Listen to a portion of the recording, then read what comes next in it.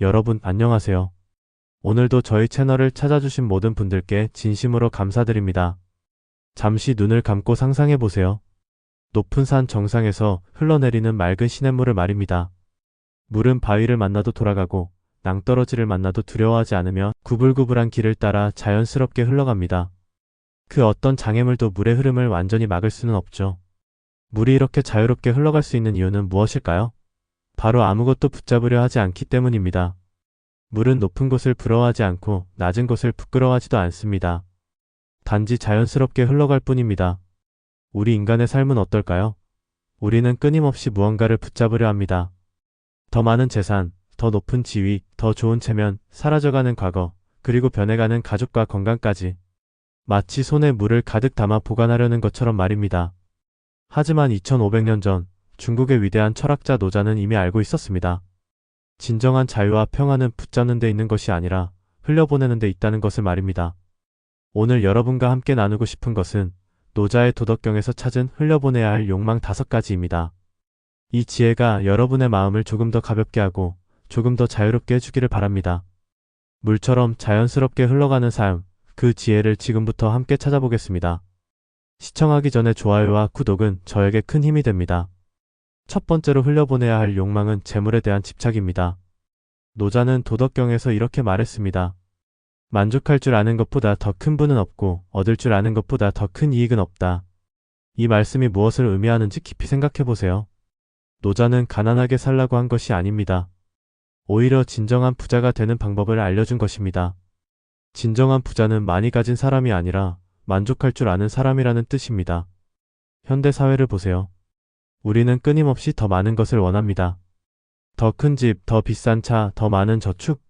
하지만 이상하게도 가질수록 더 불안해집니다. 이것을 잃으면 어떻게 하지? 다른 사람들이 나보다 더 많이 가지면 어떻게 하지? 이런 걱정들이 마음을 괴롭힙니다. 요즘 우리 사회에서 자주 일어나는 일들을 보세요. 부모님이 돌아가신 후 형제자매들이 유산 문제로 법정에서 다투는 모습, 노년에도 끊임없이 돈을 모으려고 애쓰다가 건강을 잃는 분들, 자녀들에게 재산을 물려주려고 평생 검소하게 살다가 정작 자신은 즐기지 못하고 세상을 떠나는 분들. 조선시대 정약용 선생의 이야기를 들어보세요. 그는 유배지 강진에서 18년을 보내면서 모든 재산과 지위를 잃었습니다. 하지만 그는 그 시간을 한탄하며 보내지 않았습니다. 오히려 그 가난한 시절의 목민심서, 경세유표, 아방강역고 등 불멸의 작품들을 남겼습니다. 정약용은 유배지에서 이렇게 썼습니다. 진정한 보물은 썩지 않고 빼앗기지 않는 것이다. 그것은 지식이며 덕이며 사랑이다. 여러분, 노자가 말한 만족할 줄 아는 것이 무엇인지 이제 이해하시겠죠? 현재 가진 것에 감사하며 그것으로 충분히 행복할 수 있다는 마음가짐입니다. 재물에 대한 집착을 흘려보낸다고 해서 게으르게 살라는 뜻은 아닙니다. 열심히 일하되 그 결과에 연연하지 않는 것입니다. 최선을 다하되 결과는 자연에 맡기는 것입니다. 물이 높은 곳에서 낮은 곳으로 흘러가듯이 재물도 자연스럽게 순환하는 것입니다.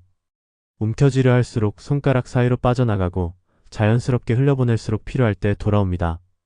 재물에 대한 집착을 내려놓을 때 우리는 비로소 진정한 자유를 얻을 수 있습니다. 두 번째로 흘려보내야 할 욕망은 명예와 체면에 대한 집착입니다. 노자는 이렇게 말했습니다. 나를 낮추어 놓으면 높아질 수 있고 나를 비워두면 채워질 수 있다. 이 말씀은 우리의 상식과 정반대입니다. 보통 사람들은 자신을 높이려고 하고 자신을 채우려고 노력합니다. 하지만 노자는 그 반대의 지혜를 제시합니다. 우리나라 사람들은 특히 체면을 중시합니다. 남들이 뭐라고 할까? 내가 이렇게 무시당해도 되나? 과거에 내가 누구였는데. 이런 생각들이 우리를 얼마나 괴롭히는지 모릅니다. 현대 사회의 모습을 보세요. SNS에는 자신의 성공한 모습만 올리고 실패나 어려움은 숨기려고 합니다. 은퇴한 분들이 과거의 직책이나 지위에 매달려 나는 과거의 부장이었다. 나는 교수였다라고 하면서 여전히 그 권위에 의존하려고 합니다. 하지만 이런 집착은 오히려 현재를 불행하게 만듭니다. 과거의 명예에 살면서 현재의 가능성을 놓치게 되고 체면 때문에 진정한 성장의 기회를 포기하게 됩니다. 조선 후기의 실학자 연암 박지원의 이야기를 들어보세요. 그는 중국을 여행하면서 기존 조선 지식인들의 고정관념을 버리고 실용적인 학문을 추구했습니다. 당시 많은 사람들이 그를 비판했습니다. 양반이 상업을 연구하다니 중국의 기술을 배우는 것은 사대주의다라고 말했죠. 하지만 박지원은 체면보다 진실을 택했습니다. 그는 이렇게 말했습니다. 진정한 선비는 고정관념에 얽매이지 않고 백성에게 도움이 되는 것이라면 무엇이든 배운다. 노자의 지혜를 다시 생각해보세요. 나를 낮추어 놓으면 높아질 수 있다는 말씀은 겸손의 힘을 말하는 것입니다. 자신을 낮춘다는 것은 자기 비하가 아니라 배움의 자세를 갖는 것입니다. 체면 때문에 못하는 일들이 얼마나 많습니까? 젊은 사람들에게 배우기를 주저하고 실수를 인정하기를 두려워하고 도움을 요청하기를 꺼립니다. 하지만 이런 체면이라는 무거운 갑옷을 벗는 순간 우리는 훨씬 자유로워집니다. 물이 항상 낮은 곳으로 흘러가면서도 모든 생명을 키워내듯이 겸손한 마음으로 살아갈 때 우리는 더 많은 것을 얻을 수 있습니다. 명예와 체면에 대한 집착을 흘려보내세요. 그러면 진정한 존경과 사랑을 받을 수 있을 것입니다. 세 번째로 흘려보내야 할 욕망은 과거에 대한 집착입니다. 노자는 이렇게 말했습니다. 선한 사람은 발자취를 남기지 않는다. 즉, 진정으로 지혜로운 사람은 과거에 연연하지 않고 현재에 집중한다는 뜻입니다. 우리는 종종 과거의 포로가 됩니다. 그때 이렇게 했더라면 왜 그런 선택을 했을까? 젊었을 때가 좋았는데, 예전엔 내가 이런 대접을 받지 않았는데, 이런 후회와 그리움이 현재의 행복을 가로막습니다. 과거에 대한 집착은 두 가지 형태로 나타납니다. 하나는 과거의 실패에 대한 후회이고, 다른 하나는 과거의 성공에 대한 그리움입니다. 둘 다 현재를 살아가는 데 방해가 됩니다. 현대 사회를 보면 과거에 매여 사는 분들이 많습니다. 옛날 이야기만 반복하고 현재의 변화를 받아들이지 못하고 새로운 것을 배우려 하지 않습니다. 요즘 젊은이들은 우리 때는 이런 말들로 현재를 부정합니다. 정약용 선생의 경우를 다시 생각해 보세요. 그는 유배지에서 과거의 영화로운 날들을 그리워할 수도 있었습니다. 정조대왕의 신임을 받던 시절, 개혁 정치의 핵심이었던 시절을 그리워할 수 있었죠. 하지만 그는 과거에 머물지 않았습니다. 유배지에서 만난 농민들과 어부들에게서 배우고 그들의 삶을 연구하여 새로운 학문을 만들어냈습니다. 그는 이렇게 썼습니다. 과거는 거울이지 감옥이 아니다.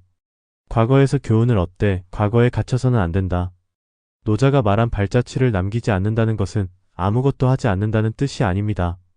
오히려 매 순간 최선을 다하되 그 결과에 매달리지 않는다는 뜻입니다.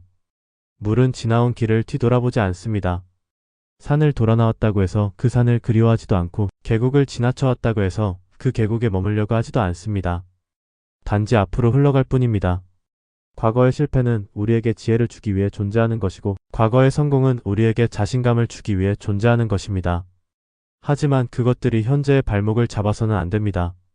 특히 인생의 후반기에는 아직도 할 수 있는 일이 무엇인가? 를 생각해야 합니다. 과거의 영광이나 실패보다는 오늘 내가 누군가에게 도움이 될 수 있는 일이 무엇인지를 생각하는 것이 중요합니다.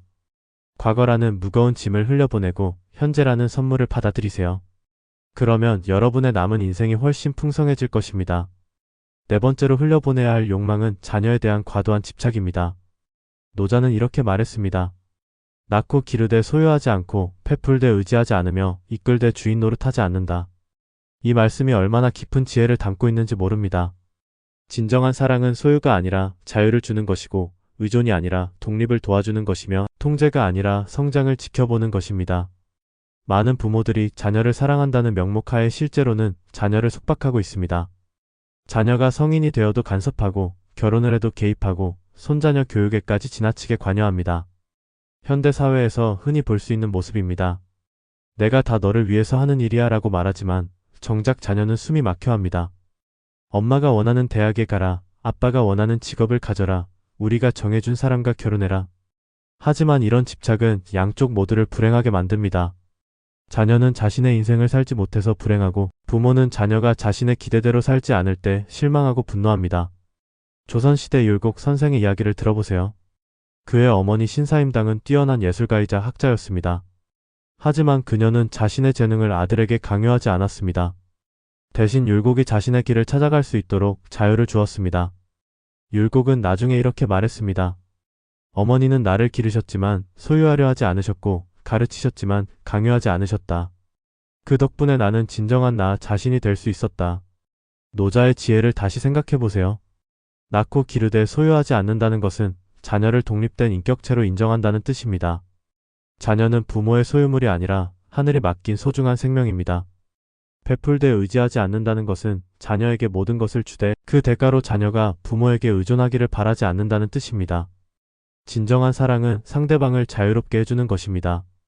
이끌되 주인 노릇하지 않는다는 것은 필요할 때 조언하되 자녀의 인생을 통제하려 하지 않는다는 뜻입니다. 물이 강물을 따라 바다로 흘러가듯이 자녀들도 언젠가는 부모의 품을 떠나 자신의 바다를 찾아가야 합니다.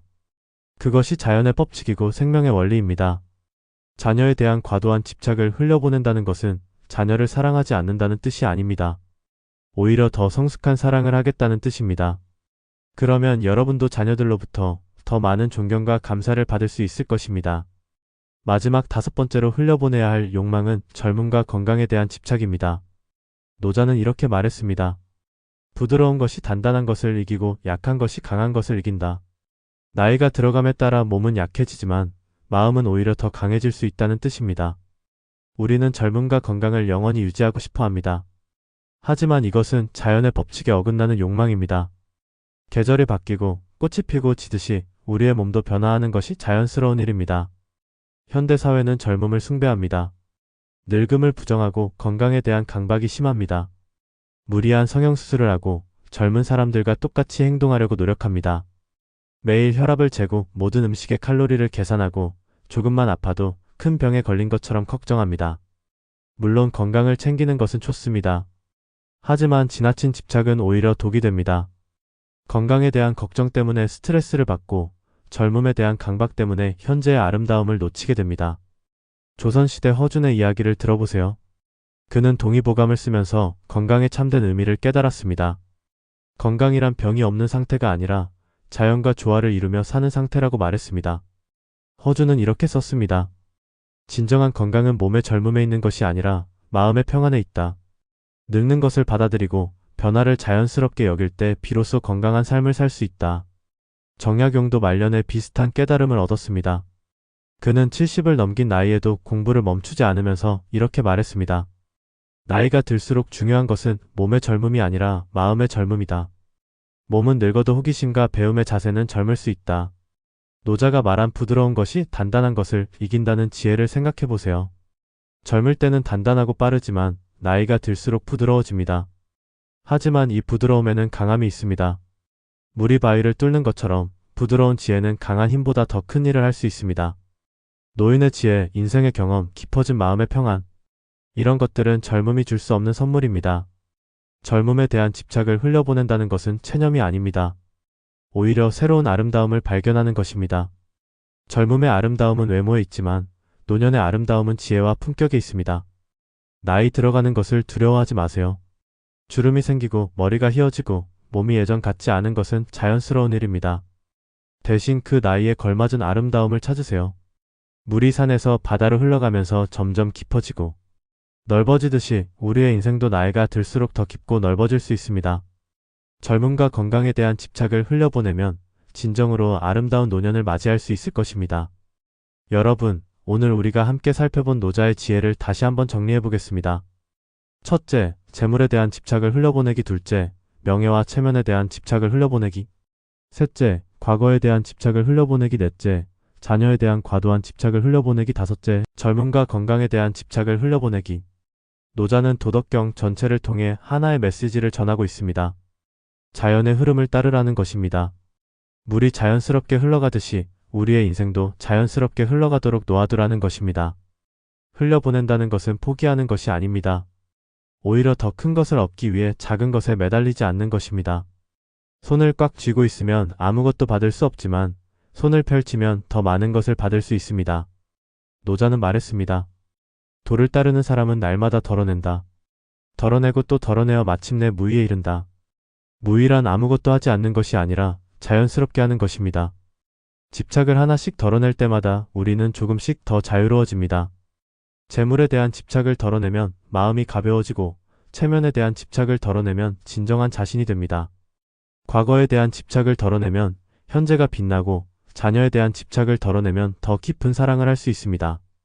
젊음에 대한 집착을 덜어내면 나이 듦의 아름다움을 발견할 수 있습니다.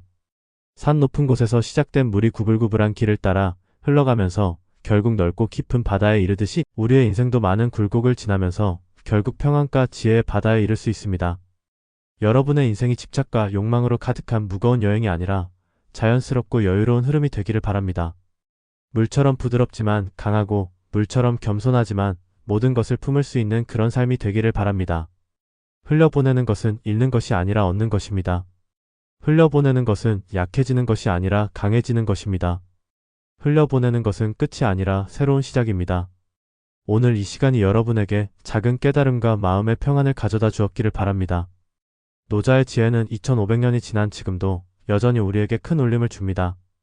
복잡하고 빠르게 변하는 현대 사회에서 더욱 필요한 것이 바로 이런 흘려보냄의 지혜일 것입니다. 만약 오늘 내용이 여러분에게 도움이 되셨다면 좋아요 버튼을 눌러주시고 구독과 알림 설정도 부탁드립니다. 여러분의 작은 관심이 더 의미 있는 콘텐츠를 만드는 큰 힘이 됩니다. 그리고 댓글로 여러분만의 흘려보내기 경험이나 소중한 생각들을 나눠주세요.